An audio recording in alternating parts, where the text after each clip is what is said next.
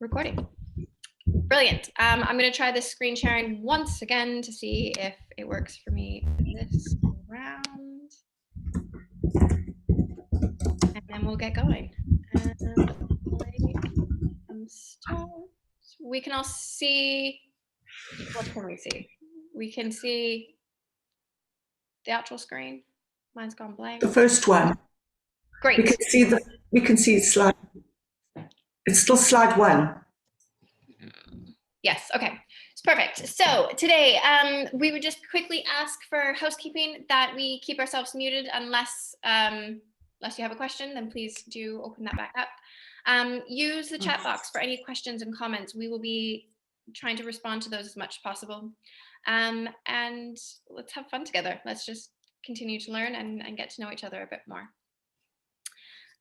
What we're going to do is this is a quick brief on what today is going to be. We've got a welcome. I'm going to do a quick poll in a minute. And then we are going to go into breakout rooms just to talk about some of our issues and challenges that we're currently facing in our organizations.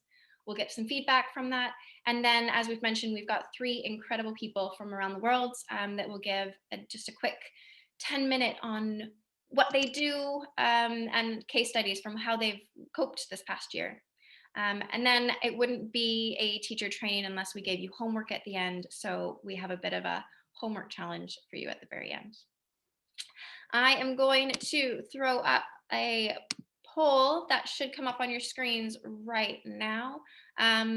This is really just to give us a better idea of what we've got in the room. Yeah, so go ahead.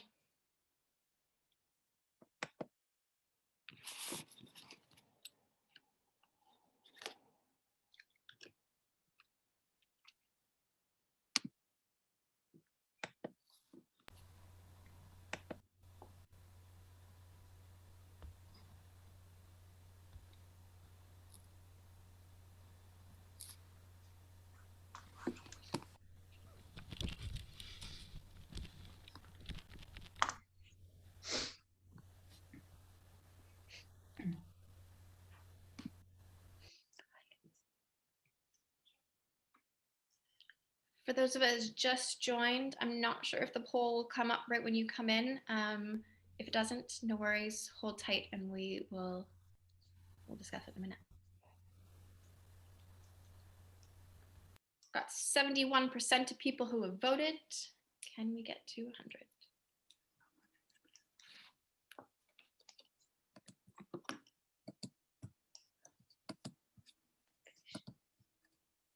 Sorry.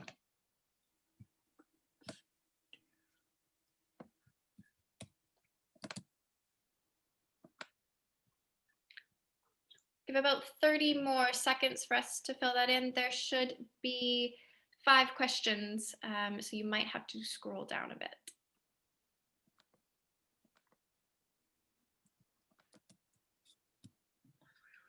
This is all anonymous, so don't worry, we won't. I mean, I don't know what we would take from this, but we won't track you down.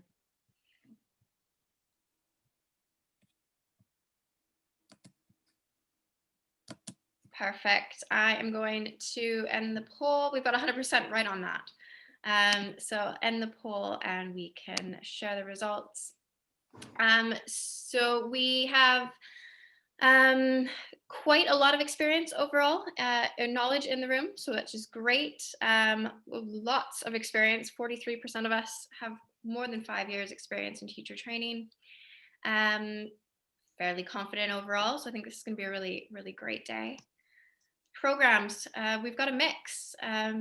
Africa represents, but we also have Southeast Asia, Middle East, Europe, and South America represented today as well. And wide mix. We've got all years represented, so that's really exciting. At this point, oh, screens are changing. Are they all changing for you as well? Great. You don't need to see that. Great. So moving forward now, we will move into breakout rooms. In the question of time, some of the questions we'd like you to discuss are, first of all, to say hi. What challenges and issues have you experienced in the past year? and then to kind of appoint one person within your group to give feedback. So I believe Heather is going to put us into groups at this moment.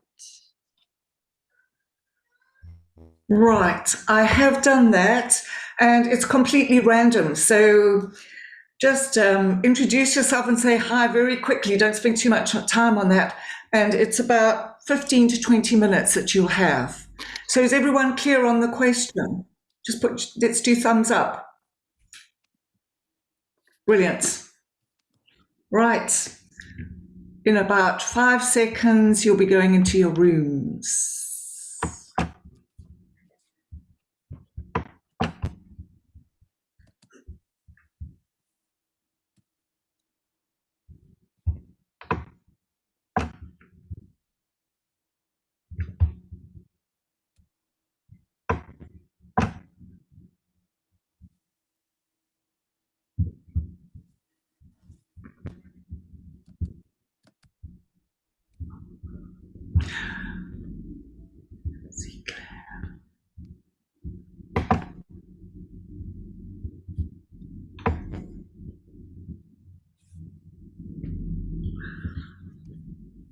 Claire, have you received an invitation?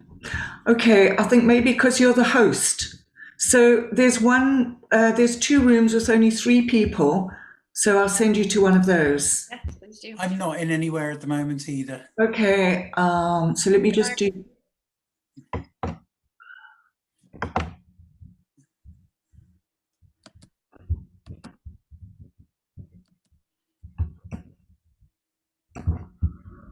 Sorry, I'll do Mark first. So Mark, what's your surname? I'm just looking for your. Smith.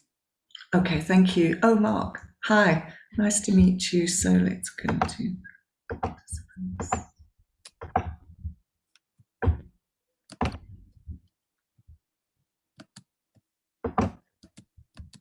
I'm sorry. Oops.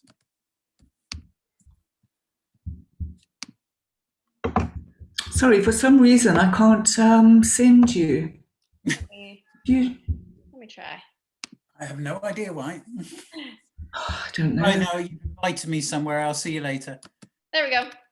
Okay. Have you done it, Claire? Yes, he should be. Great. Yeah, maybe it's because it's not, it usually pops up with a little thing that says add to room, but it's not popping up. Oh. Maybe it's because I'm a co-host. I don't know. Anyway, so room 4 has also only got 3 people in it. I can go to that one. Yeah. All right, I'll see you later. I don't know an awful lot about the actual education system, but I think the focus is very much on the end exam, and a bit like possibly, well, we are in this country, but maybe it's not so much. Yeah, I mean, and other challenges obviously are the very poor infrastructure, the lack of teachers, the lack of access to things like laptops, you know, to keep for record keeping, that sort of thing, and projectors and so on if you wanted to deliver anything via Zoom or something in this context, or you know, to a wider group of people remotely. Yeah. A lot of our work is around girls, supporting girls and gender-based violence. So an issue. Oh, so's ours. Obviously, you'll have the same thing. Percentage of female teachers is low. Yeah. That presents challenges as well. And also very few maths and science teachers. Another challenge would be that particularly head teachers are very often called away by the district education officer or whatever at very short notice, and they have to go right into town. So that makes planning very difficult. Mm-hmm. And I guess we've sort of found that some of our teachers and head teachers who've been very willing and open to new ideas are very keen to network, but there's probably fewer opportunities for networking and giving teachers the time, I think. Yes. So, I mean, we've tried to set up networking opportunities via WhatsApp groups. So we put lots of different, say, maths teachers together in a WhatsApp group, you know, maths teachers from different schools, and also try to do things on Zoom, but that is very challenging in terms of people's connectivity often. Yeah, which goes back to infrastructure, doesn't it? Yeah. We're very aware of cultural sensitivities as well, and not telling people what to do, working much more collaboratively and trying to find out what it is they want. One of our recent projects, which has ended, I think we're lucky in that we work with a partner organisation in Dewa, Western Kenya, and one of the very active members of the board of that organisation is a very good teacher and was a head teacher and has worked with us in a number of areas as he's moved up the ranks in teacher training. So he's been a great help in pushing changes around use of corporal punishment and behaviour management. And so a request came from the teachers to share strategies for managing large classes and teaching without corporal punishment. Because of his involvement, that's been a really useful way into the community and teachers. Claire, do you want to add anything? No, it's been, first of all, hello, nice to meet you both. Yeah, I'm just listening to it's very similar challenges in Ghana. I mean, as kind of to be expected. I think our biggest challenge right now is teachers that didn't come back after COVID, that now have other jobs because of need, that we now just don't have enough teachers within our schools. So teachers are running around to class 3 to teach math and class 5 to teach English, and just being worked. And I guess the other thing for us is the lack of training that teachers do have from the Ghana education system. A lot of our teachers are on their national service, so they're fresh out of school. They're given a class of 30 and it's teach. Yeah. Which seems to be often copy what's in the textbook onto the blackboard so everyone can copy it into their exercise books. That's a lesson, isn't it? That's the lesson. Make sure it's memorized, make sure it's word for word. I think one of my, well, it's funny, but it was an aha moment for me. I was sitting in a class trying to stay out of the way, and a teacher was teaching about words that sound the same but are spelled different and have different meanings. And he put up beach and bitch on the board in a classroom full of 12-year-olds. And I was like, why is bitch on, why are we doing this? And when he said it, they sound the same. Bitch. And I was like, no. But it was in the textbook, and he literally, as you mentioned, he literally saw a textbook, wrote it on board, and I thought, no. But that's the cultural thing, isn't it? Because, you know, bitch is a female dog. And we don't know. That might have been the only way they interpreted that word. Exactly. So, yeah. We have a lot of, so there's a huge shortage of particularly maths and science teachers. So many of them are just they're volunteers, so they're Form 4 leavers. So they've had no training whatsoever. And generally the parents pay them a very small stipend, really.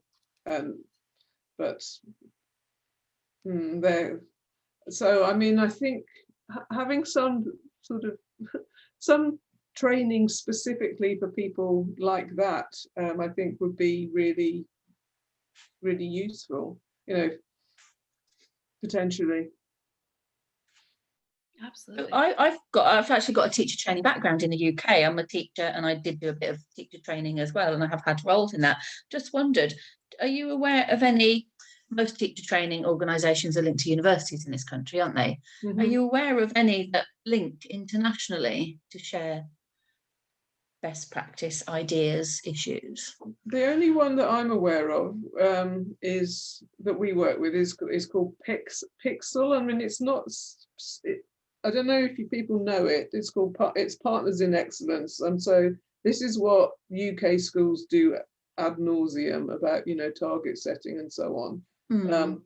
So it's Pixel International is ex-UK head teachers, and they do things around target setting, really, mostly. I mean, but it is a little bit about teacher training. Yeah, no, I was thinking more, you know, teacher training departments in universities, where I've worked in the past, almost linking, because you said, you know, they don't get training in many countries, linking people who are actually going through training in this country with potential or new teachers in other countries as buddies, mentors. Yeah, that's an interesting idea. We don't have any strong links with those, really. I have tried to do that in the past. It didn't work that well. No. From a connectivity point of view, it's not to say I wouldn't do it again. Try again. Yeah. I'll just, sorry, I got logged out there and I've only just rejoined you. For sort of trying to follow on from what you were saying, actually, I think one of our challenges, which probably very much relates to that suggestion, is the cultural differences and negotiating that in the right way. Is there a right way? Probably not. In the gentlest way that you can, in that the culture that we would use to train teachers in the UK isn't reflected in the culture in Mexico, and trying to get that right balance between, okay, respecting where you're at culturally and what's your norm, versus also, you know, bearing in mind that we're a UK registered charity, and we have they tend to think we're very bureaucratic. We follow lots of policies and procedures, and, you know, all of your safeguarding training and things like that. And it's trying to find that middle ground between respecting the cultural differences, but also upholding your own standards that you want to adhere to and need to adhere to. Definitely. And yeah, we find that a big challenge, actually. Well, for me personally, I find it difficult, and, you know, especially in the wake of the comic relief kind of, I guess it was about 2 years ago now, when everything sort of, there felt like quite an anti-international development charity atmosphere in the UK, and lots of media about the cultural imposition of that work. And I found that quite personally challenging to then sort of know where's the right place to sit on it. Yeah. And I guess how to get started and how to get into teacher training in the first place. I think we came at it in a sort of roundabout way, because Team Kenya has changed over the years, and it started off very traditional, providing books and desks and improving classrooms, and then encouraging families and supporting girls and families so they could actually access school financially. But then you move on, don't you? And you realise that there are other issues in attitudes towards the girls and how they're treated and staying in school, and it becomes much more than the facilities. I think that's how we gradually expanded what we do and moved into teacher training as well. And not necessarily calling it teacher training. Yeah, I think that's the difficult nature in general with a lot of our work is, you know, even when you're doing something like teacher training, you could try and go in and focus on one aspect, being education perhaps, and how do you provide education, but the complex environment that you're working within means, you know, you're talking about how to teach a child, but if that child's hungry, they're not going to sit and learn in the first place, and it just becomes a very you end up working on holistic projects that you didn't necessarily bank on in the first instance. And when you're a small charity, that's such a challenge, isn't it? Yes, for all sorts of reasons, organisation, resources. Yeah, I think you have to build up long-term relationships with teachers, really, don't you? So that you understand where they are, and, you know, what you can offer to potentially help them move from where they are now to, you know, where they might want to be and where you might want them to be. I mean, I recall in one school that we work with pretty closely, there was a very new female teacher. She was the only teacher in that school, and she was amazing. And she was doing interactive group work and so on. And the academic master said to me, "Oh, well, basically, we don't really want female teachers, because we think the male teachers are better qualified." I went completely mad. Now there's a challenge. Yeah, well, I mean, and then and he was a man who patently didn't know what he was doing with the with the laptop, and he was supposed to be showing the exam results, and he couldn't really get the laptop to work anyway, which was challenging, but yeah, difficult. Do you know, I guess that's something, and I wouldn't say this is unique to international development teacher training, but across the board, is you end up with figures in an institution, in an organization, that are there because they've always been there, and not because they're necessarily qualified or good at their job or providing the best for the beneficiaries. And you kind of have to, you're negotiating that whilst teacher training, aren't you? That, I think that works in schools across the board. I can definitely say that in the UK as well. Yeah. I think there's more accountability in schools in the UK, though. I mean, certainly there's one school that we used to work with, a government. They're all government schools, so you have no control over their staffing, and often they don't have any control over their staffing either. I mean, and the head teacher there was just, well, corrupt, really, and incompetent. And all we could really do in that situation is decide that we weren't going to work with that school anymore, which is very difficult for the staff. But you've got very limited resources. You have to put them in where you think they can make the most difference. Yeah, absolutely. Yeah, we had a very similar, a couple of similar situations, and it's sort of it's when you find that breaking point of, I have to acknowledge that the kids are still going to be there, and they are still going to be the ones that suffer in the long run, but how long can I battle against this system for, and where are my resources best expended? When you're a small charity, you can't continually battle against something, can you? No, I mean, there are thousands of schools in Tanzania, and you can't reach all of them, so yeah. Difficult.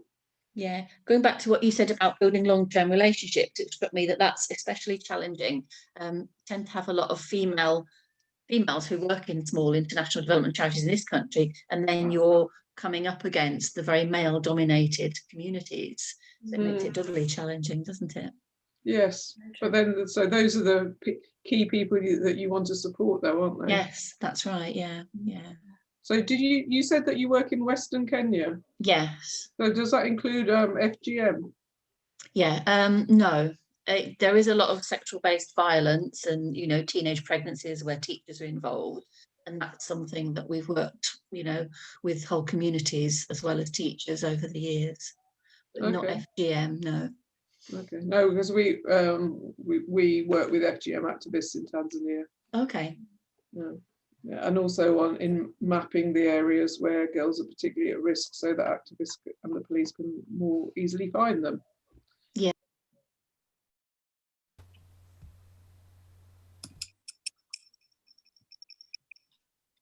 I think we're nearly all back. Oh. Maybe just a couple more. Okay, I think that's everyone back. Was that enough time? I know it's always so rushed. Was it okay? Brilliant. Okay, that's great. So what we'd like to do for the next, say, 15 minutes is hear back from you. And there were 4 groups. So if each group, just feedback, top points, top challenges for 3 or 4 minutes. So who'd like to go first? So we had Harriet Ball and Zaki, if I say that right. Correct, yes. Okay. I think we have a spokesperson. Yes, Andy is there. Yes, Zaki, you feel free to do it if you like. No. So yeah, the key things for us were probably very common with other people as well. So key challenges generally as a charity, fundraising and accessing funding over the last 12 months has been a challenge, with lots of fundraising activities and events cancelled, postponed, with lots of barriers in the way in terms of being able to see them through. Traveling to projects overseas has been an issue. Traveling to projects within the country that you're in also has been a particular challenge, particularly for people within our group that were working with rural teachers. Travel within country has obviously been difficult, and in many cases not allowed. I think also with rural teachers, everything very, very quickly changed to online and changed to remote, which then caused issues and challenges with regards to access to devices, internet, smartphones, everybody very quickly changing to Zoom sessions. And I think one of the key things we talked about was how that really highlighted the gap between rich and poor. So bigger NGOs having infrastructures that could sustain that, or were probably more equipped to deal with that. However, smaller NGOs, smaller schools, rural schools, lots of the head teachers already feeling quite isolated, feeling more isolated because they don't have a smartphone, they don't have a laptop. So therefore they couldn't just not access any training or support that was on offer. They were also kind of physically isolated as well. So they were the challenges. I think what we also talked about was the positives that came off that. So a couple of us commented on actually what it showed was a real desire from lots of organizations, NGOs, but individual schools to continue to see this as a positive or use the time effectively whilst the time was different. So, some of the schools that we work with and others in our group work with made a real conscious effort to use their time differently whilst children weren't at school, for example, to access training during that time, to enable their teachers to access additional training while they had less children time or more kind of less directed time with young people. So to use that more effectively. And it forced a lot of creativity. People had to think very differently in terms of how they did things. And again, we all said, I think it was a very humbling thing to be part of, in terms of the fact that we were seeing lots of people going to extreme lengths. I was on a call to a school in Burundi, and I didn't know this at the time, but they asked for 2 minutes to just, they were going into a different room to get better signal. They drove for half an hour, find a hotel with electricity so that they could continue with the call.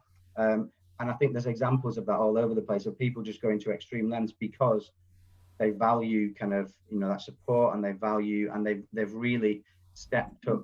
And when I say they, I'm talking about our partners, to kind of access the support that they value and they want to continue to access. Whereas actually, there are lots of other cases where it could be quite an overwhelming experience. A lot of our partners have taken it in their stride and tried to use it as a positive experience, or use the time more effectively.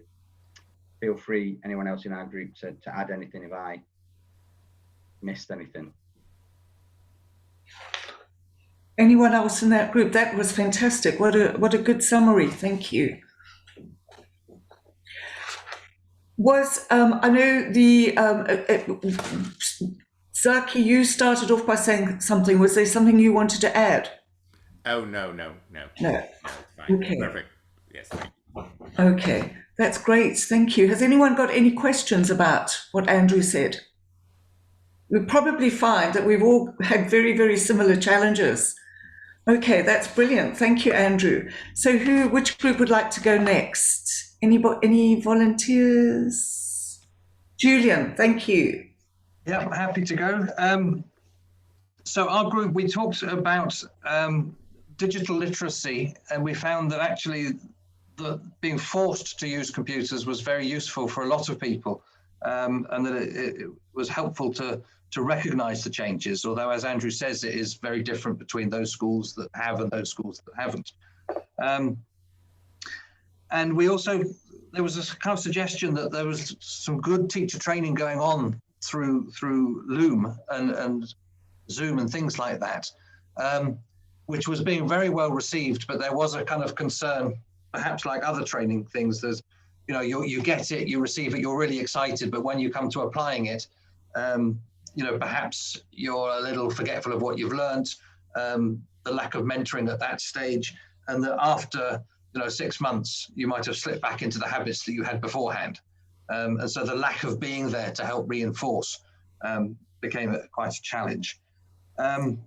We also talked a lot about the social complexities around the lockdown and the fact that there have been, you know, there's been a lot more abuse going on within the families, within the communities. There was reports of one school having to adapt a classroom in order to have young mothers a place to go, perhaps go and breastfeed or something, and then return to education. So these are all 14, 15-year-old girls. And the need for the teachers to be able to adapt to being more, I don't know, perhaps more social workers as well as teachers to help deal with the complexities that have been generated. And the fact that the teachers are also going to have to find new ways of teaching. You know, the group work that was being done before can no longer be done.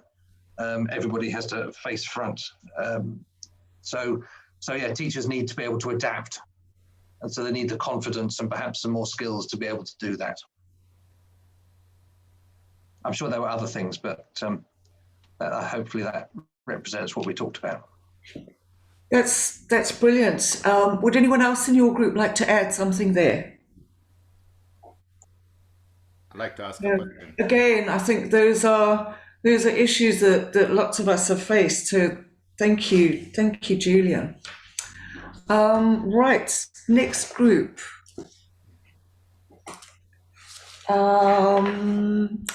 So we've either got Charlie, Deb, that one we've just done, Claire, Janet or Linda, or Alice, Kirsty, Rory. I don't mind talking about our group if the others are happy for me to. Thanks. So we talked about wider issues as well as obviously the ones that people have talked about during COVID as well. So things like the restrictive nature of the curriculum, which might be very focused on testing, specifically in Tanzania, and I'm sure it's the same in other countries, lack of expert teachers in some subjects, so maths and science. The infrastructure has already been mentioned as well, and that's an ongoing issue. The percentage, because a lot of us work around girls' education, issues around the fact there's a small percentage of female teachers, and then we linked that into the fact that quite often, as a female working in international development, you might be needing to work with in an area which is quite male-dominated, sometimes with quite traditional cultural approaches as well, and the whole area of cultural sensitivity, working in teacher training, and being aware of the systems in other countries where there might not be the same sort of training that we have for our teachers in these countries, and then the much wider complex environment, which I think has been exacerbated, I think, or brought more to the fore during COVID. We've already heard about the social needs, and that's obviously going to be an issue moving forward as well. And I think that's everything that hasn't been said already, unless anybody else from the group can remember something. No, that was great. Thank you. That's brilliant. Thank you. Okay, so we've got one last group. Yeah, that was it. I shall. Okay. So we had quite a strong Uganda contingent in our group, the three of us who are actually in Jinja in Uganda. We talked about the challenges that we've all faced, very similar to everything that everyone else has already discussed, with travel restrictions, and that was quite tough here in Uganda, with private vehicles even banned for quite some time. For us here, like the early childhood development centres and preschools still aren't allowed back, so we have this very ongoing challenge of not knowing when we're going to be allowed back. And for Kirsty working in Kenya, they're in a fresh lockdown, so the challenges are still ongoing. It's not like the challenges have come to an end really, and we're still sort of navigating our way through those and trying to adapt continuously. and we talked about, you know, our teachers having to adapt. It's something that's been echoed across all the groups is, you know, we've had to find new ways to work, and our teachers for our preschools are currently doing home learning sessions, and, you know, rainy season has started, so there's a challenge of even getting to homes before you've even considered delivering education. And, you know, I think the impact on the children, you know, they've been out of education for so long. Not all of our classes are back into primary and secondary yet. The ongoing challenges of that, we echo the social concerns about early marriages and teenage pregnancies. That's going to be something that we all will have to, you know, navigate moving forwards. And I think just getting children back into education and back into the system, you know, Rory said that Ethiopia is fully opened back up again now. So they're sort of in a different phase. And I think, you know, that's something that I really feel is that we're all still in this, you know, and we're all still navigating our way through this. The challenges haven't come to an end yet. And yeah, just the adaptability, and, you know, we've all had to mix it up and find new ways of working. Kirsty was saying she's, you know, teachers were delivering on WhatsApp and SMS and hard paper, you know, it's just, and being on the ground here, you really feel that digital divide. You know, we weren't able to offer online learning to our preschool children. Like it just wasn't a possibility for us, you know, and it highlights the real need, I think, to just get teachers up to speed on computer literacy and really investing some time and energy in that, so that if we were ever into this again, it would be a completely different scenario. And I think we saw that in the UK between, you know, the first lockdown and the second lockdown, is the difference in the home learning that they were able to offer. You know, having spoken to my sisters with kids in education in the UK, there was a really big difference. And so it was great to see that there was learning. And I think that's something we need to all consider, is what can we learn from this, and how can we make sure that next time we're able to offer more or do different, or, you know, adapt further. If anyone has anything else to add? Yeah, thanks, Sharon. I think you sort of echoed a key question there. What can we learn from this? How can we adapt? And how can we go forward? And I think those are the absolutely critical questions that we're all asking. I know that, Deborah, you've got something coming up, I think, in the next session about re-entering school, what we can do, what we can think about. So that, I think, will be a very exciting session. So that's next one, isn't it? Next one. Okay, so, well, thank you, everybody. I think I was madly trying to scribble down everything, but there were some really definite themes, like the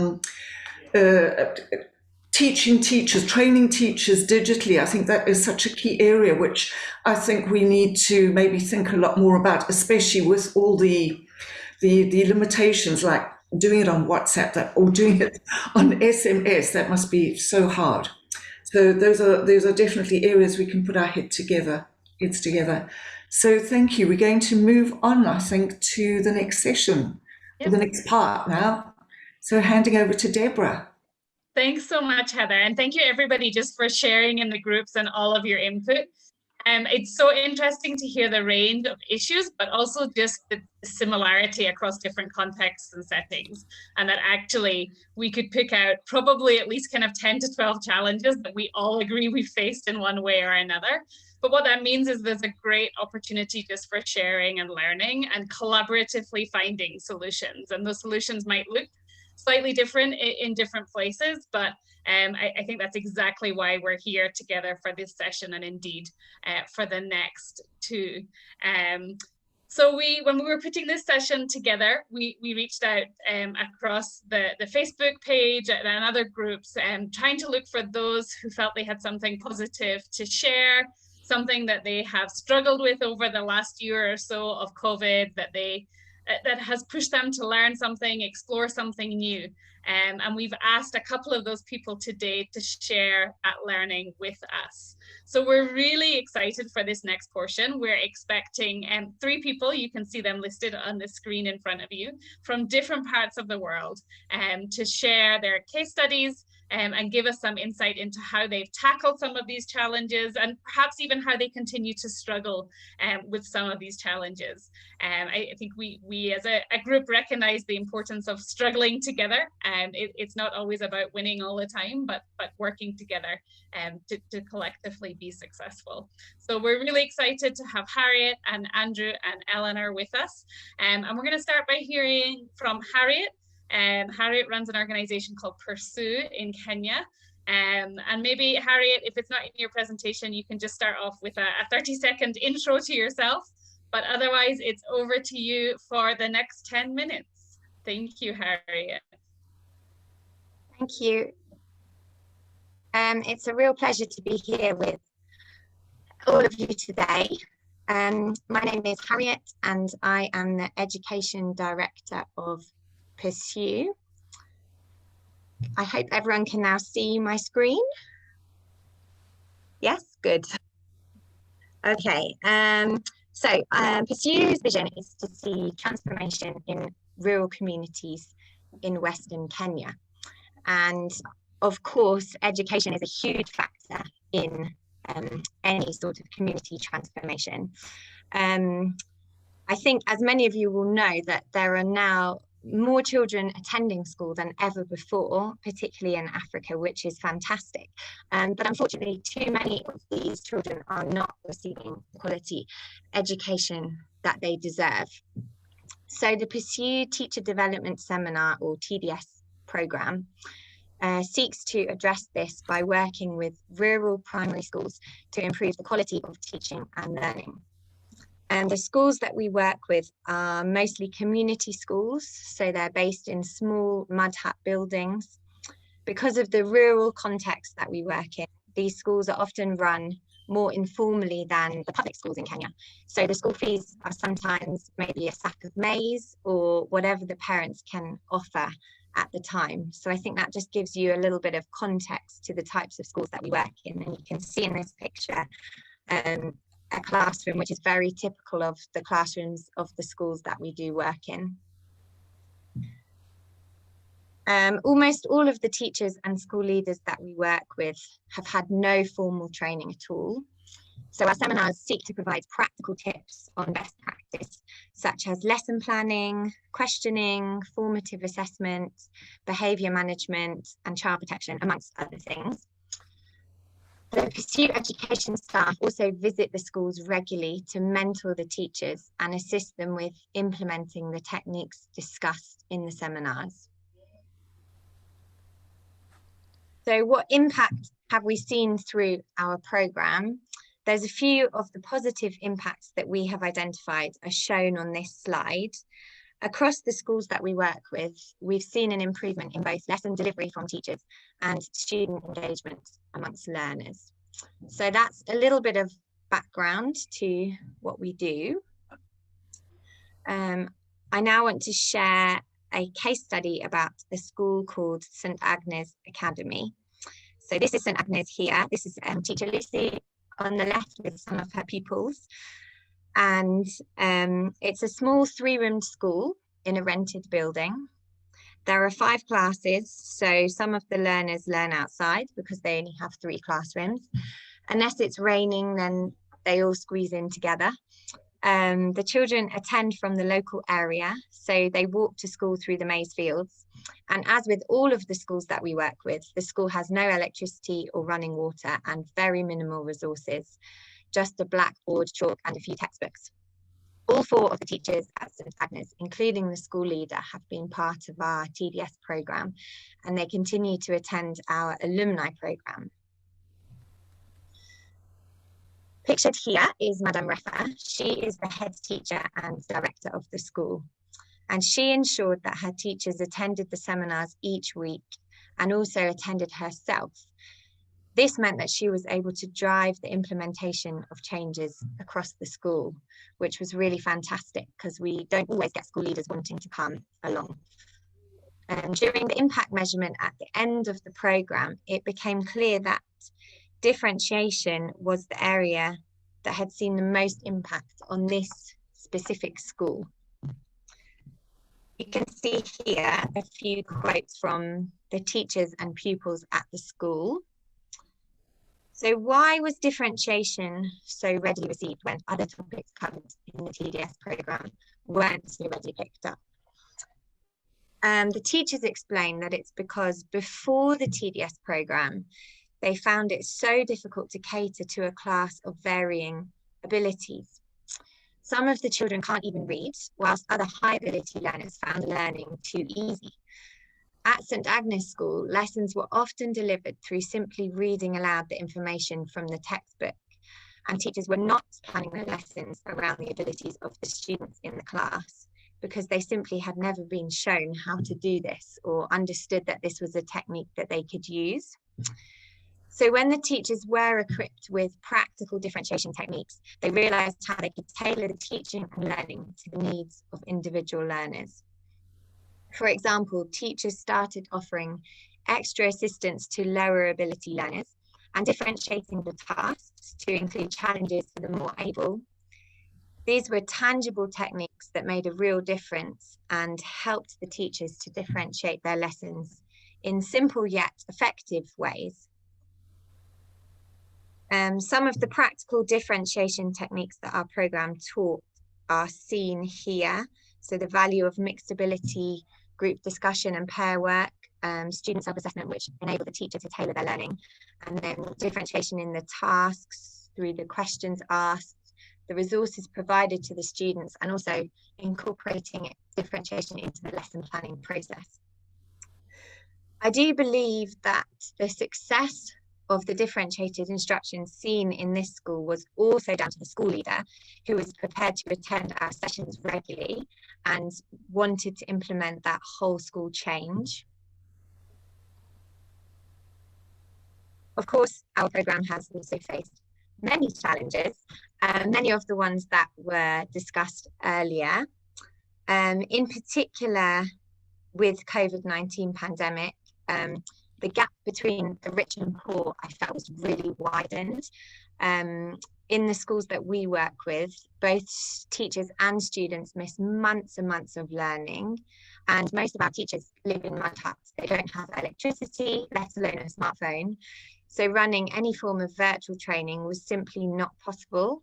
And that, I think, was echoed by some people earlier, that if you're in a really rural context, it's just often not possible to provide that virtual training that perhaps people with electricity are able to access. So that felt like a real challenge, that we were just aware that the schools were falling behind, but it was very difficult to do much about that when the only thing we could do actually was phone our teachers, because most of them have a phone, but it's not a smartphone. So we did keep in touch with them on the phone. It also meant, of course, that schools were not able to provide any form of home learning for their students in this rural context. And then kind of more generally, some challenges that we've encountered, which I thought I would share for, I imagine others maybe have come across similar challenges, are that we found that teachers' attitude towards the TDS programme has often been kind of with this view that it's to receive a certificate, which in turn enables them to get a new job, perhaps not even in teaching. So this has meant that the school leaders have begun to feel a bit resentful of our programme, because after enrolling their teachers on the TDS programme, the teachers leave and it hasn't actually benefited the school. So that's been one of the big challenges that we have encountered. And then another one is that the school leaders themselves often lack training on how to run a school effectively, and they're not aware of the current curriculum guidance. And unfortunately, we found that school leaders are sometimes reluctant to attend seminars. We've noticed this can be driven sometimes by a fear of being seen to attend a training session, perhaps could be seen as a sign of weakness in front of their employees. So that's been another challenge that we have encountered. I don't have time to share others, but of course there have been others, as well as other successes as well. As schools in Kenya reopened at the beginning of this year, it's been really great to see our team re-engaging with the teachers and the schools and continuing to make a small difference in the lives of the many children who attend these rural schools. Thank you so much for listening. Thank you so much, Harriet. And I can see even just from the questions in the chat that a lot of what you were sharing was resonating with those who were listening. I'm going to highlight one question right now, and then Harriet, my ask to you is that you jump onto the chat and see if you can address a couple of the others. If we have time at the end of the presentations, we'll still come back to more questions. But I want to throw Phil's question at you, if that's okay, which is how much stakeholder consultation did you do before training began? How did you decide which elements of pedagogy to highlight?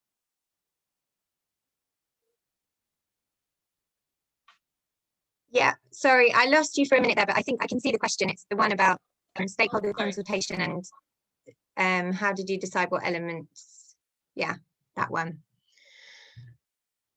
How much stakeholder consultation did we do? So we visit the schools and do an initial visit, do some research, meet with the school leaders,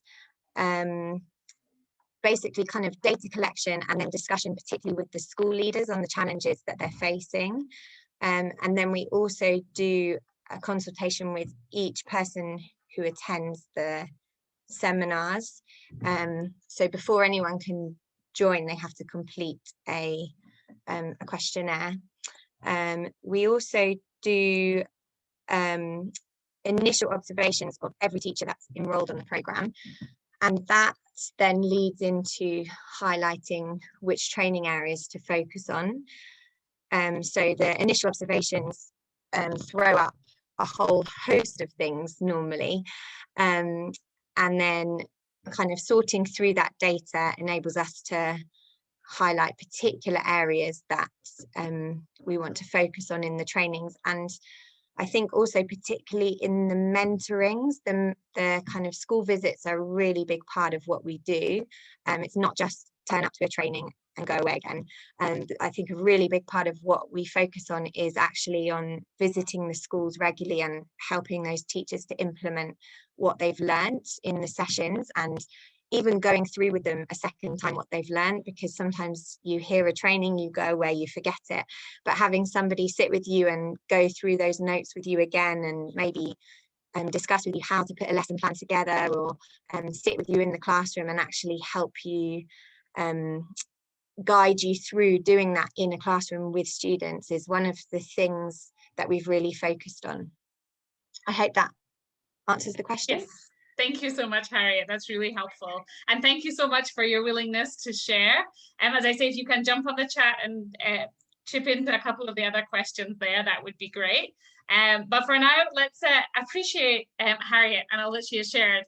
If you have your reactions bar in front of you, please feel free to give Harriet a thumbs up or a clap or a smiley face or anything else you choose from the reactions bar. Let her know that we appreciate her sharing. Thank you so much, Harriet. Okay, next we are going to a completely different part of the world. We have Andrew, who works with KnownValuedLoved, and works across several countries, I believe. So as with Harriet, Andrew, it would be great if you could just kick us off with a little bit of an introduction to yourself and your organization, and then you have 10 minutes. So over to you, Andrew. Thank you. Thank you. So I'm following Harriet with a very polished presentation, of which I don't have, and the reason for that is I wanted to kind of flick between quite a few screens. Hopefully you can see what I'm sharing at the minute, which is just an overview from our website. So my name's Andy, and I'm founder and CEO of a charity called KnownValuedLoved. I'm going to kind of present this in a slightly different way, simply because we've only been in existence for about 18 months. So it was our first anniversary as a charity on the 28th of February this year. So we had no point of comparison this year compared to previous years, this year being obviously significantly impacted by a global pandemic and all the challenges that we've discussed earlier this morning. When we set out, my background in teaching, I was an assistant head teacher at a large secondary school in the UK. I've been teaching for about 19 years in lots of different contexts, and in the UK done a lot of work with vulnerable young people, unaccompanied minors, refugees, in many different contexts. So when we set the charity up, our focus as a charity was around education development in communities impacted by conflict. Primarily that led us towards the Middle East. So we now have projects, we're 14 months in as a registered charity. We've got projects running in Lebanon, in Afghanistan, in Burundi. We've got a new one starting in Iraq, and I've just blanked, and we've got another one potentially starting in Kenya also, and potentially one in Pakistan. We're in the early kind of planning stages of that. For us as a charity, when we set out, we very much, I did quite a lot of research in terms of other charities that were doing similar, and being on a conversation such as this is a real privilege to see the work that's happening across the world.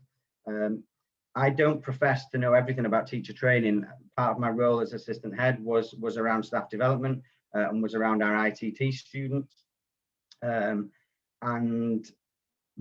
But that doesn't mean that, you know, I'm certainly not an expert in this area. So we started out asking the questions, and the point of my kind of topic this morning is to say, our motivation around this was to say, where do we add value? What is it that we can do that's going to add value to the work that already exists around the world? So we know that there are lots of other charities that support education, and that might just be at delivery level, but that might also be at development level as well. So our two strands are around access to education. How do we ensure that all young people have access to an education? And when we talk about areas impacted by conflict, that is around physical access. Are there schools? Are there teachers? Are the young people, based on need, changing need, mental health needs, can they physically access it? Can they? Is there an education on offer? But then also around the quality of education. What we decided to do was flip that on its head. We felt it wasn't enough to just look and say, you know, let's support projects and ensure that all young people can have access to an education, if what was on offer we didn't feel added value to what to their life and to their development. So we flipped it on its head to look at how we supported the quality of education that was on offer, and then support the access as the next step. Some of the questions we were asking when we first set out were, what already exists? Who's already doing what? And where do we fit? Where can we add value? Where does some work stop, but the need still exists? Where does skill set end, where the need still exists? And where can we complement and supplement teacher training and education development that is already in existence? That led us to reach out to so many different charities, and I know I recognize names and faces on multiple Facebook pages, to have some amazing conversations with some incredible charities across the world.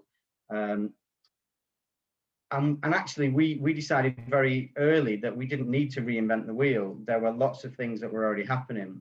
So Phil, who's on the call as well, and some people have kind of engaged with this morning, runs a charity called Apprenda, who are further ahead than us. They work in very similar countries to us. And actually what we decided to do, because education development is a part of what we do, teacher training is a part of what we do, we started to work with other charities to supplement what they were already doing in terms of teacher training and education development. So our education development program is there and is listed and supports school leaders and teachers in all aspects of teacher development. So I'm going to share some things now, and I may invite Phil to comment. These are some of the areas that we focus on over the course in terms of our education development program. So we do it in two stages: APTO Lead, which is a course designed for school leaders and school leadership teams, but then APTO Teach, which is another program that follows straight onto this, which we still deliver to the school leaders, which are focused on the more delivery and operational side for school teachers. All this is done via YouTube links. So if I click onto that, that should take me on. So you will see Phil's face on some of these videos. And these are all kind of 8 or 9 minute videos that school leaders can watch, and then they're followed up with mentor sessions. Alongside that, they are all supplemented by resources and worksheets. I'm just going to give you some examples that they work through as a leadership team whilst they're watching the video, and then this is followed up by conversation. So one example, module 3 is around character. They watch the video that relates to this, they go through as a team, they take notes, they discuss it, and then that's followed up by meetings, regular meetings with me, or if they're working with Apprender, one of the coaches from Apprender.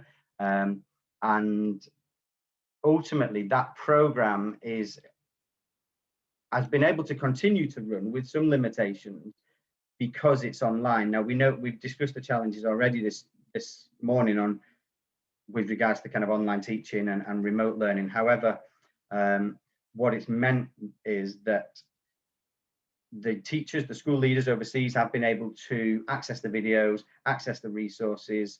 The follow-up conversations have been kind of disrupted. We've had to manage them slightly differently, but actually the schools that we work with, the NGOs that we work with, have been able to access a lot of these things in their own time with the capacity that they've had, and we just had to adapt how we follow that up and offer that continuous training and continuous mentoring with them based on limitations that we've had.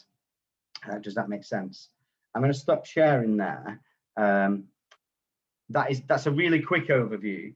The whole premise of what I'm saying ultimately is we worked hard to not try and do things ourselves. We felt that actually, although we had a skill set, for us to try and write something, create something, when actually we knew that this was in existence with other people, what we've been able to do is get alongside another charity and say, right, what is it that you need kind of additional capacity with? Where can we add value to what you're doing? So a lot of this, well, the majority of this existed already, but what we were able to do was say, what have you not got capacity to do? What can we add value with? So I created a lot of the worksheets alongside Phil. We then created a lot of the additional resources together. And there's a real strength in that, because actually what it means is we are, you know, we touch base, we work with our own projects, we work with our own partners, but then we can share expertise. This works really well with this in this country. We often work in the same countries, but we know that there's a big difference and a big discrepancy in different partners we work with in the country. So yeah, the real premise of what I'm saying is actually what it's led us to do this year is work in partnership, not work in silos. And that's really strengthened what we've been able to do as a charity. And I would hope that you know, the charities that we've worked with, including Apprender, would say the same. And it's really added value to the partners that we work with overseas. So, you know, feel free to ask me any questions. You know, I won't be proud to not pass them on to Phil if I don't know the answer. But yeah, that's where we're at, and that's what we've been doing over the course of the year. Thank you so much, Andrew, and thank you for sharing your work. And the chat has been very busy with lots of comments and reflections and questions. So we'll ask you to jump on there and give some answers. But one question from me, if I may, there has to be some advantage to being the moderator of the conversation. You work across a number of different contexts, obviously also through your partnership with Apprender, and I really loved how you brought out the collaboration piece. Absolutely key, I think. But with your work across all of those contexts, have you seen a new emerging set of skills or competencies that teachers need, either in COVID or post-COVID?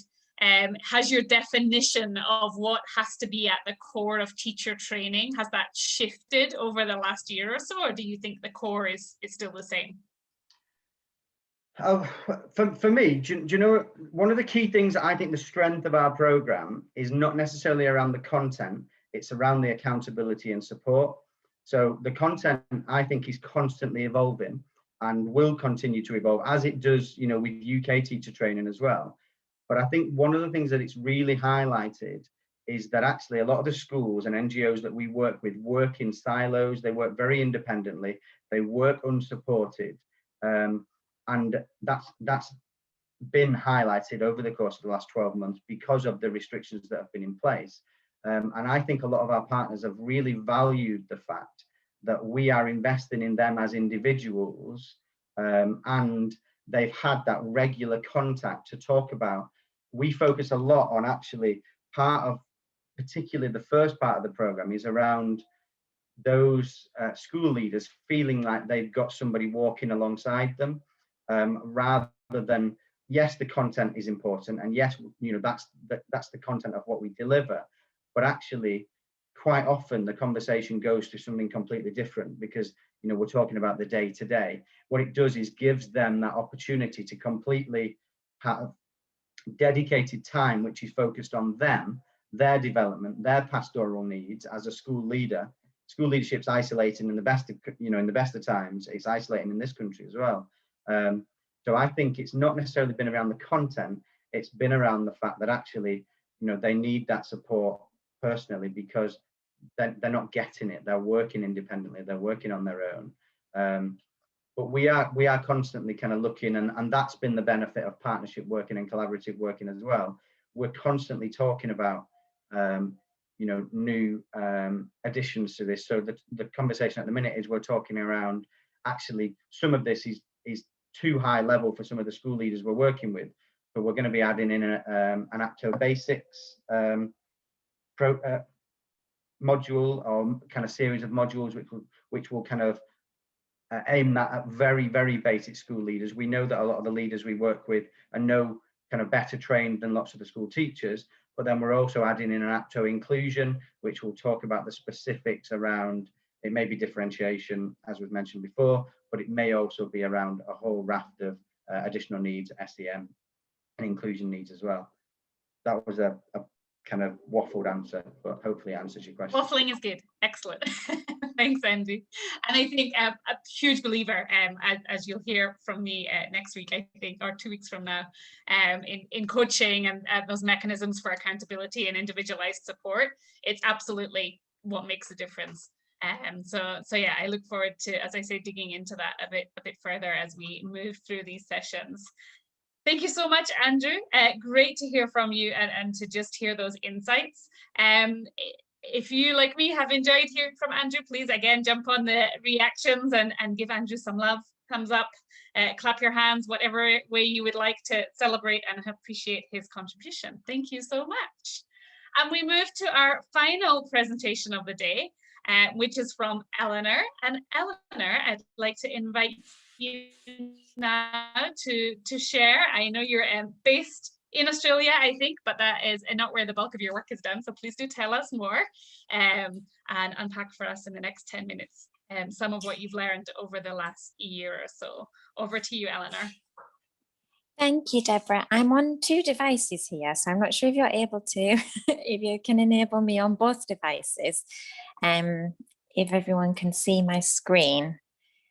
Okay. Is that, can you see my screen and hear me? Yes. Perfect. Thank you very much. Thank you, Andrew and Harriet. I really enjoyed both of them, and I always find this group fascinating for the insight of the breadth and variation of work going on around the world is wonderful. So thank you very much. To briefly introduce myself, I'm the program manager of Children's Voices in Action by the Seaver Foundation. And what do? We started off the back of my experiences and, to be blunt, frustrations with international development work as I saw it, and work with children, not just internationally, but in the UK as well, and found that there was a lot of inefficiencies and ineffectiveness. And whenever we went back to the root cause of the problem and you stripped away the layers, it seemed to be that no one was actually talking directly to the kids at the heart of the work. So we sort of found our niche as a charity in doing research on listening to children trying to start with that. We then respond by designing programs in response to what children have told us. And we also aim to advocate that others do the same thing, and advocate, once those programs are set up, that they continually keep that process of listening to children ongoing. And that's the case study. I'm going to give you a case study of how we do this today, and how that plays such a key role in teacher training for us. We primarily work with children who are socially excluded, and that can be for any number of reasons, in the UK and in Mexico at the moment. And I'm doing a PhD looking at some of these things, and I may know some people from this from the network for pestering them to take part in that. The case study that I'll present to you today is La Escuelita, which just means little school in Spanish, and this runs in a community in Mexico. So what does research programming and advocacy look like in practice? We spoke to children who lived on an area which traditionally is called the Old Dump, and it was the refuge, the dump of the town, and the families traditionally lived and worked on the dump, collecting rubbish, creating their houses and selling, recycling things. And there'd been lots of sort of charity projects running in that area, but what we found was that the ones directed at the children were never sticking. The attendance would drop off, and so we said, okay, let's talk to the kids, let's come in, let's talk to the kids and ask them what really matters to them. And as I'm sure anyone working in this field will find, education is what they said. We were right in our assumptions that they didn't want to go on to work on the dump, and not necessarily right in the assumption that every kid education means going to university and going into, but success and development and hope for them looked like having that basic education and then giving that back into the community. We responded to this by, as part of a coalition with some other organisations, forming La Escuelita. 4 years on, I guess we are now, we have our own community centre. We have 100 children aged from 6 to 15. 4 teachers, a psychologist, cleaner and chef, definitely never to be forgotten, and a children's rights advocate within the organisation. We provide education support daily to the children. In Mexico, children only receive half a day of schooling in public school, and they're expected to complete the rest of their learning at home. This is just due to overpopulation and lack of places in public schools. So we provide the other half within La Escuelita, the other half of the school day.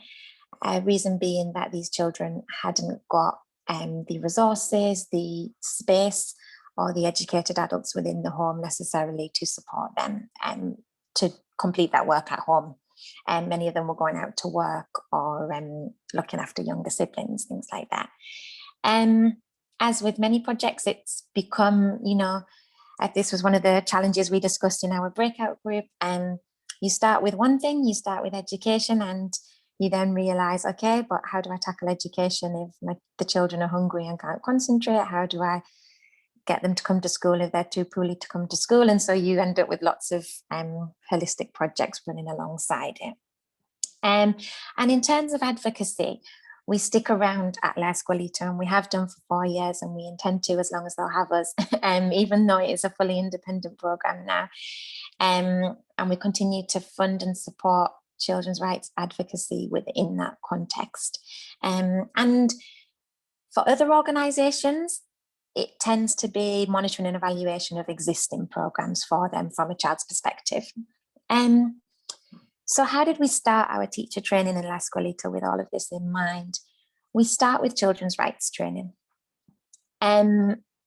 We find using the children's rights built within the United Nations Convention of the Rights of the Child one of the more easily, not easily, definitely not, more easily culturally integrated ways to work. And that is because I think every country in the world, bar South Sudan and the USA, interestingly, have accepted and ratified the UNCRC. So we will go in with a children's rights standard that is international law within that country, so that we feel that cultural imposition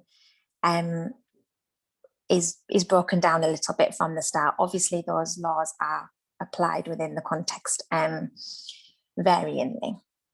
The 3 Ps of children's rights that we would start with our initial teacher training. The 3 Ps of children's rights are your protection, your provision, and your participation. Protection, teaching child protection in the international development context and in the context that we work within. That's a whole a whole session in itself. I'm sure that's something perhaps that you're working towards. And provision equally, what do you provide? You know, you can't provide everything. But for us, we find that both of those things start with participation. If you don't understand the children that you are trying to support experience, how do you know what the risks they are facing? How do you know if there's any potential negative consequences that you hadn't accounted for within your project? And how do you provide for children whose experience you don't understand what their needs are? So for us, it starts with participation, and that's what I'll kind of focus on for today's short talk. We teach our teachers, we train our teachers in participatory methods to communicate with the kids from the offset, so that rather than us going in as the adults and saying, here's what we think you need to do to teach these children, we say, here's what you need to do to find out from the kids what they want from you and what they need from you. So for us, it's not about telling them what is required of them. It's about providing them the toolkit that they need to get those answers from the kids, because we believe they're best placed to be able to do that. We teach methods because we work across cultures, because we work with children who potentially have developmental delays, perhaps traumatic histories. We really try and come back to innate intuitive communication with children, things that are more instinctive to them, methods that replicate play, lots based in play therapy, in allowing the child to choose the way in which they respond to questions, lots of movement-based activities, things to do with facial expressions, body language, those type of things which are really built into kids regardless of their educational level. And we try and use a lot of depersonalization so that children feel comfortable and confident within that context. And of course, all of the ethical things around consent and ensuring that the kids want to be there and they want to talk to you in that process. What does that look like? These are just a couple of the methods that we have used and will continue to use. I've lost my cursor, so I can't I can't see what you can see, but hopefully it's the right thing. As you can see, some of these simple line drawings of facial expressions, selection tasks, so the heart and the bin represent an activity that we do where we would simply give children a stack of cards which would have images and wording on them, and they would choose if they want to keep that thing, they place it in the heart. If they want to get rid of it, they put it in the bin. And that gives us some really informative quantitative data that we can use to say what's working for these kids and what's not working for them. So do you want to work on the dump in the future? I'm going to put that in the bin. Do you want extra schooling support? I'm going to put that in the heart. And that's really basic, but it just means it's coming from the kids rather than those adult assumptions. We ask them on the image on the right-hand side of the screen, it's called the blob tree, which is a resource you can access online. And that is about body language, which one represents you, which one represents you at school, which one represents you in the learning environment that we're providing, which one represents a teacher, and making sure that we really try and understand those kids' experiences. We've run photography projects where the children, we have this assumption that their life on the dump, that they see that as a negative thing. Something we have found from asking the children is that we should not be referring to them as economically poor or economically deprived. We shouldn't be referring to the area, the environment necessarily in a negative context, because they don't see what I would call the practical poverty as the problem. It's much more the social issues that come alongside that they recognise as a problematic within their communities, and ensuring that our teachers are aware of those things so that they're using the right language when they talk to those children to respect their experience as they see it and not as we see it externally. There's a couple of other methods here. So what we would then go on to do, we've trained the teachers in these methods. And we would then initiate a service, start that education service that the kids have told us they want. And each year then we do a thorough child evaluation. So this, in the most recent one, we had 92 of the 100 children registered participate voluntarily. A couple just weren't available during that time. And I think we had 2 that chose not to participate, which is always absolutely fine. And we then evaluate and monitor with the kids' opinions, and that will provide our feedback for the next year's training. So these are, again, some of the images and techniques that we've used with the children to understand what's going on for them. Our findings then inform, as I say, our retraining the following year. We must pass this on to teachers, and we must impose it on teachers that these are the children's opinions, these are what matter, and these are the people that we are all here ultimately to support and to serve. We must also pass it on back to the children, and we must be honest about, here's what we've heard from you, and here's what we can respond to, and here's what we cannot respond to. You know, the kids told us their favourite food that they wanted to receive at La Escuelita was hot dogs, and they wanted hot dogs every day. So, you know, there's the Article 2 of the Children's Rights Convention is best interest of the child as well, is an overriding principle. So at times you have to say, here's what you told us about the food. Here's the reason we're not responding directly to that particular request. But what we did hear was that you enjoy it when we provide traditional foods. You like it if we offer you chili with your fruit. You like it, I know, chili with fruit. Sorry, Eleanor. Sorry, Eleanor, can I ask you to wrap up in the next minute or so? So sorry to interrupt. That's okay. And the absolutely key thing on this stage here, once we've found out all of this important information from the children, which I will leave you to sort of read from those summaries there, is that you offer the resource and the support to do it. Because what we tend to find is that notoriously, participation of children is the most underrepresented area of children's rights globally, and that includes in the UK, includes everywhere. Resource inefficiency, COVID in itself, of course, we have all of these needs that we wanted to respond to from the children, but the emergency needs of families were going hungry took priority. You know, we weren't responding to children's wants to have a community group clearing up litter when they couldn't afford to eat.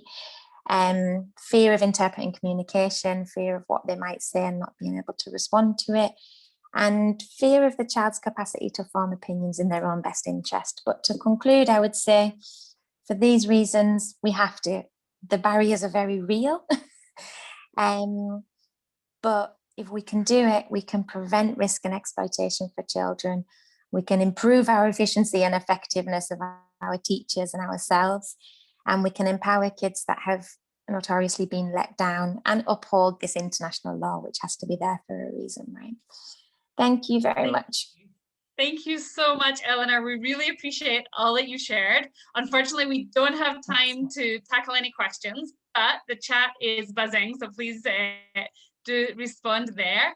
And I'd love to just make one final ask as I hand back over to Claire.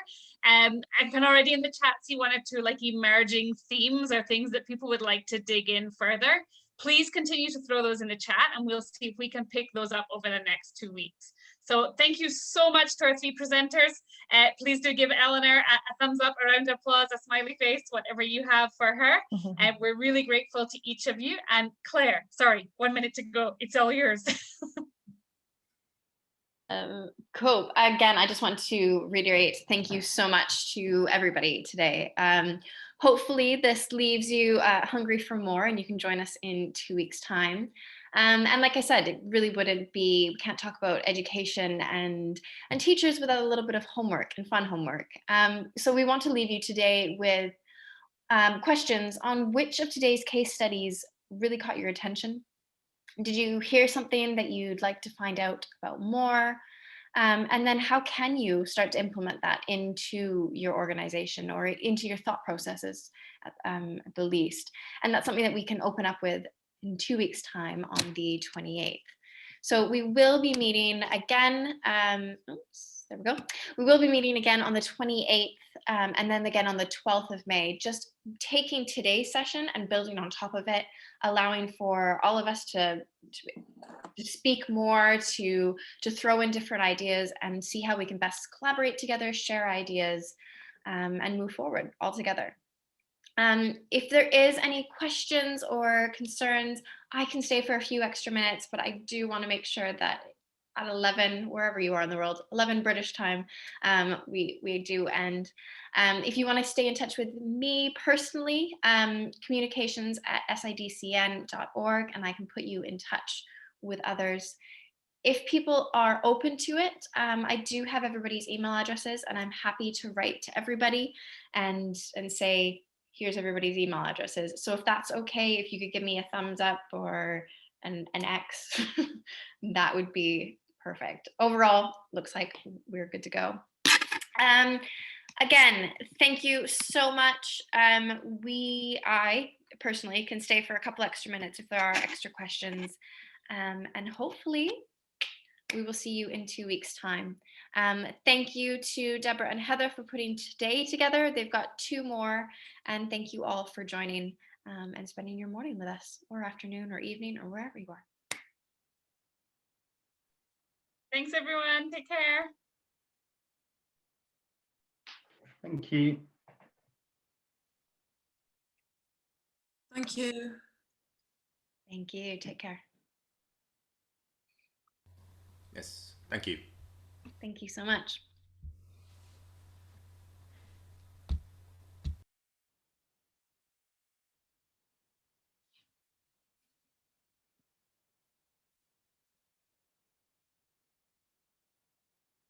Perfect. Well done, ladies. Nice job. Went well, I think. You're on mute, Heather. I thought that went really well. I thought it was brilliant. It was so interesting. Absolutely fascinating just to hear from the different areas, really. And each one was so different, providing a different perspective. Yeah, they each complemented really well, actually. Absolutely. It could have, I guess, been 3 repeats of the same thing, so it was nice to have that variety. Absolutely. I'm glad we didn't have a 4th presentation. Goodness. I think it was, yeah, I think the timings worked well, so it was really good. Yeah, so great. I didn't get the last poll in, but we can do that one at the final session. I think it would make more sense of how much, compared to where you were at the beginning to where you are now. You've joined us for 3 sessions. Okay. I think that's fine. And I did download the first poll so that we can pull kind of who we had today. Hopefully we can, from this is a complete pilot, right? But hopefully we can take a lot of this and put it into further grants and opportunities of this is what our organization as a collective is doing. Absolutely. The other thing it might be worth doing is asking particularly Harriet and Eleanor if they'd be happy to share their presentations. Because there's always somebody who wants it. Yeah. And sorry, I need to run, guys. I have another meeting. But no worries. Thank you both. Thank you, Deborah, and we'll see you soon. Thanks very much. Have a nice day. Thanks, Claire. Thanks, Deborah. Bye. Bye. Take care, everyone.